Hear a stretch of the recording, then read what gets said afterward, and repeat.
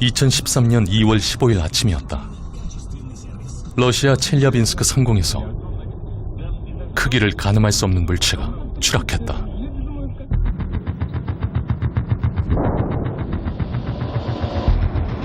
짧은 순간 햇빛보다 밝은 섬광이 도시를 덮었고 30초가량 연기를 뿜으며 날아간 물체는 공중에서 폭발했다.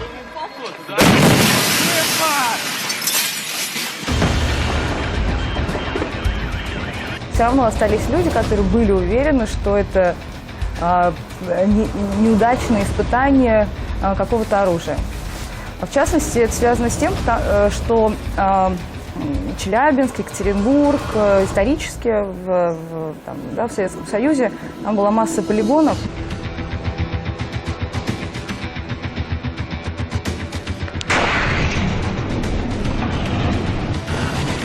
Охренеть!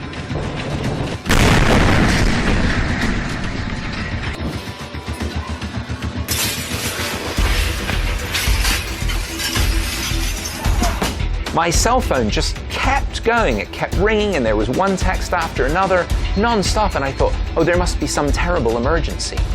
So I pulled over and looked at my phone, and it said, Jeff, are you going to Russia? Are you going to Russia? Have you gone to Russia? Are you in Russia?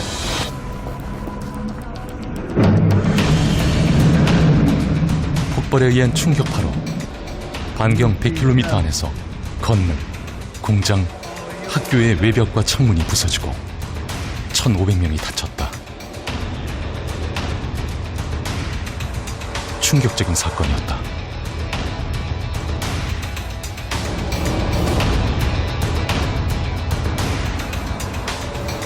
무기 실험이나 공격, 화산 분출, 다양한 추측과 주장이 펼쳐졌다. 그러나 사건이 시작된 곳은 지구가 아니었다. 머나먼 외계였다.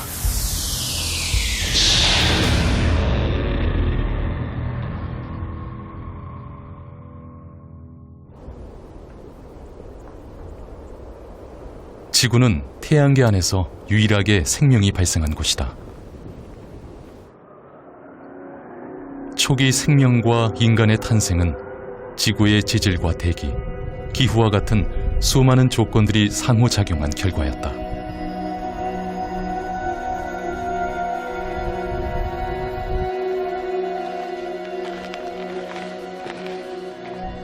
그러나 과정은 결코 순탄하지 않았다. 생명의 온실 지구는 46억 년 역사 속에 숱한 위기를 맞았다.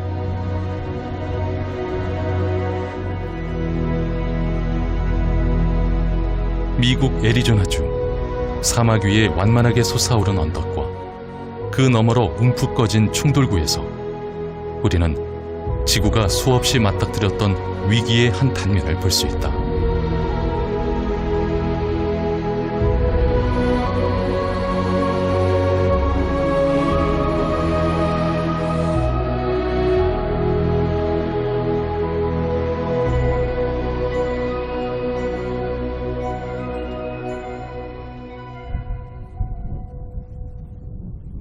애리조나주 인디언 보호구역이 멀지 않은 곳에 소행성 충돌구가 있다.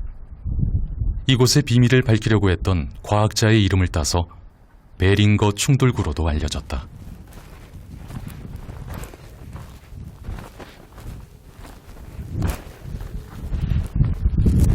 이곳이 약 5만 년 전에 만들어진 베링거 크레이터입니다. 크레이터의 규모는 지름으로 약 1km 정도 됩니다. 능선을 잘 살펴보면 경사면의 기울기가 좀 차이가 나는데요. 이 경사면의 기울기를 통해서 크레이터를 만든 운석이 어떻게 진입했는지 경로를 예상할 수 있습니다. 아마도 저쪽 방향에서 이쪽으로 떨어졌을 것으로 추정이 됩니다. 운석의 충돌로 주변에 있었던 모래와 진흙으로 구성이 되었던 암석들은 변성을 받은 상태로 주변에 흩어져 있습니다. 1891년에 미국 지질조사국은 이곳이 화산 활동의 결과로 생긴 분화구라고 결론 내렸다. 그러나 지질학자이자 광산업자였던 다니엘 베링거는 생각이 달랐다. And Barringer, mining engineer, very successful businessman, was convinced that this strange and very large feature was caused by an ancient meteorite impact. And at the time, he was ridiculed by many academics. Some people thought he was crazy, some people just thought that he was wrong, and some of the prevailing views said that the feature was either a volcanic crater or it had been formed by some sort of steam explosion.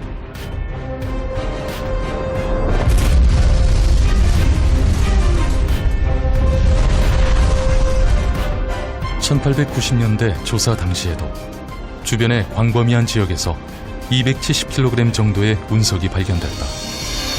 무엇보다 화산과 소행성 충돌구는 지질과 형태에서 확연한 차이를 보이지만 당시에는 그 차이를 입증할 만한 과학 지식이 부족했다. Crater is pushed up from the underneath, and around it we will find igneous rock, dried lava. Meteorite craters are formed by an impact that causes an explosion. So in both cases there's material that's thrown out, but in the case of a volcanic crater, it's terrestrial material that was molten that is thrown out, and in the case of a meteorite crater, it's extraterrestrial material that hit the Earth and caused an explosion. 다니엘 베링거는 미국 정부로부터 충돌구와 인근의 땅을 사들여 본격적인 조사를 시작했다. 철과 니켈 성분의 소행성 조각이 충돌구 지하에 묻혔다고 믿은 것이다. 그러나 그가 사망한 1929년까지 철과 니켈은 발견되지 않았다.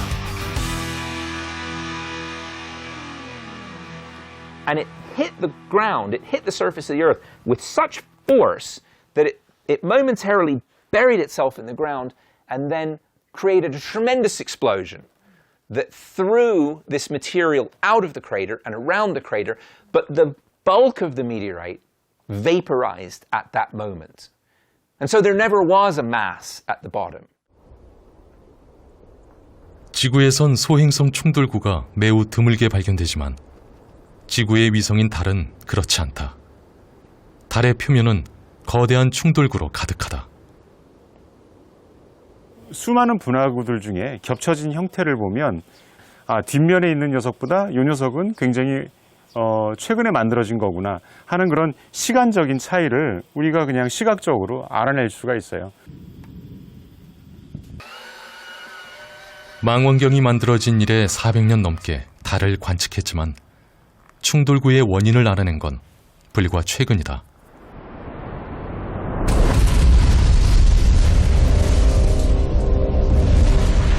태양계에서 가스와 물질들이 뭉치는 과정에서 작은 천체들이 큰 천체에 흡수되며 지금과 같은 크기와 중력의 행성들이 완성됐다.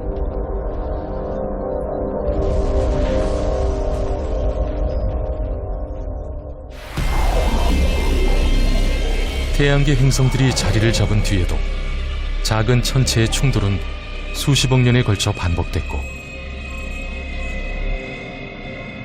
지구와 비슷한 지각을 가졌지만 침식과 풍화작용이 거의 없는 달에는 그 충돌 흔적이 그대로 남아 멀리 지구에서도 관측되는 것이다.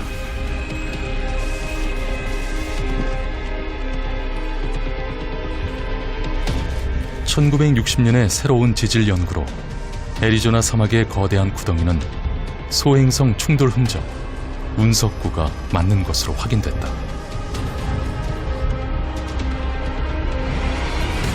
그렇다면 이곳에 떨어진 소행성은 얼마나 컸을까? 먼저 둥글게 파인 충돌구의 크기는 폭이 1200m, 깊이는 180m에 달한다. 충돌구 면적과 지질 구성으로 볼 때 애초 소행성의 크기는 최대 45m였을 것으로 추산된다. 92% iron, 7% nickel, and the last percent of it is 80 different minerals and elements. So they think a chunk of that material, 150 feet, weighing approximately 300,000 tons, hits the Earth at 26,000 miles per hour. 과학자들은 지구 중력이 달보다 6배나 큰 만큼 지구 역시 소행성 충돌이 잦았을 것이라고 한다. 그런데 지구에는 왜 소행성 충돌구가 별로 남아있지 않은 걸까? 그게 지질 활동을 거치면서 땅속에 묻히기도 하고 화산 활동에 의해서 용암 덮이기도 하고요. 판 이동 때문에 대륙 지각 밑으로 들어간 경우도 있고요. 지질 작용이나 기후 변화에 의해서 그런 충돌구들이 아주 효과적으로 지워졌기 때문에 지금 남아있는 것은 극히 일부밖에 되지 않습니다. 또 하나의 이유는 바다다. 지구에 진입한 소행성은 대부분 지표면의 70%인 바닷속으로 사라지고 육지에 남은 충돌구는 190개 정도인 것으로 알려졌다.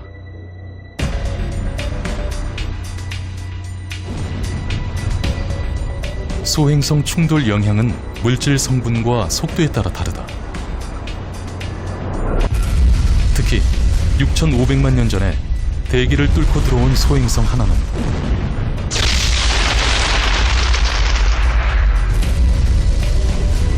지구의 절반이 화염과 파편으로 뒤덮일 만큼 큰 폭발을 일으켰다.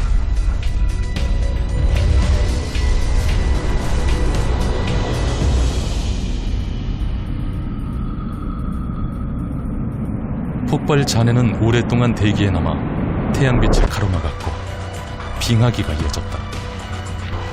그 결과 75%의 동식물이 지구에서 사라졌다. Now, the impact itself formed a crater that is about 180 kilometers in diameter. So you could fit several small countries into that. The destruction at the point of impact would have been equivalent to hundreds or thousands of atomic bombs. So everything would have been atomized, melted.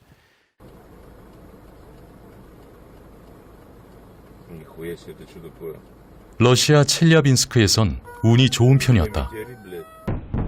당시 소행성의 크기는 약 17m였는데 대기 진입 과정에서 대부분 불타 없어지고 지상엔 작은 파편들만이 떨어졌다.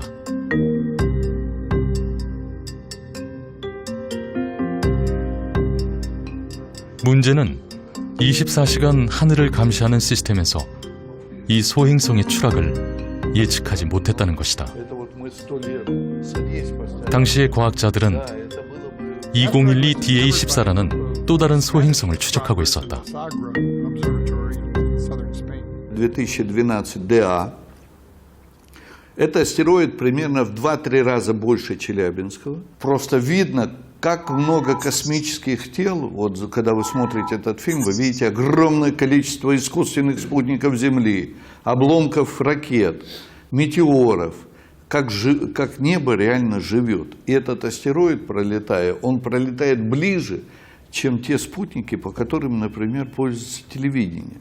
Вот стационарные спутники, геостационарные эти, ТВ, это 36 тысяч километров.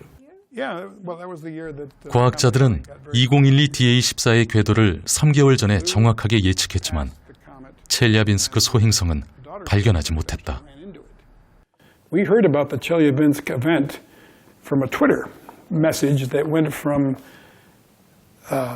Russia to South America to JPL to us in Russia by Twitter. So there it is. And so that's how we found out about it on the morning of the day that we were supposed to deliver a talk on asteroids to the United Nations Working Group. Very strange. That asteroid also listed on the near-Earth object or not in before? You know, more than 90% the asteroid, those are dangerous for us. Well, 90%, 95% of the large ones, larger than a kilometer or so, have been discovered. As you say, But this one, Chelyabinsk, was just 20 meters. So less than 1% of those sized asteroids have been discovered. 아무도 예상하지 못했다.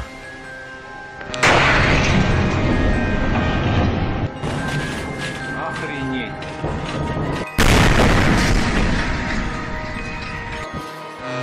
추적하기 힘들 만큼 작은 소행성인데도 파장은 주변 100km에 미쳤다. And Chelyabinsk was particularly interesting because it was a very shallow angle. And so it was a long flight captured by many, many cameras in Russia. And as it traveled through the atmosphere, heating and exploding, it dropped thousands of fragments. 소행성 추락을 미리 예측할 수는 없었지만 지금껏 지구에 떨어진 소행성 중에 가장 많은 기록을 남긴 탓에 그 궤적이 자세히 밝혀졌다.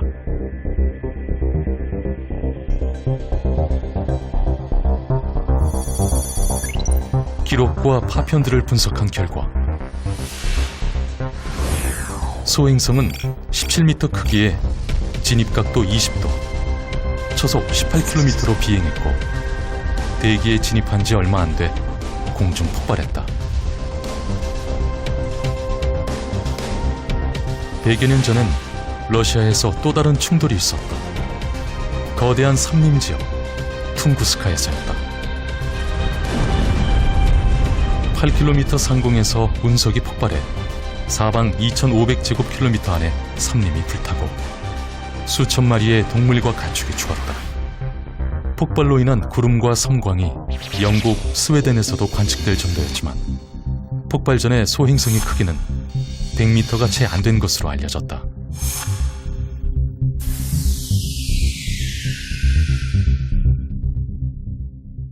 Вот Челябинский астероид — это примерно грузовик, трейлер такой, 20 метров, 25 падал. А считались, что опасными это 150-200 метров, как минимум. Но обнаружение вот таких малых тел, оно очень сильно затруднено, потому что мы не знаем, из какого направления он летит.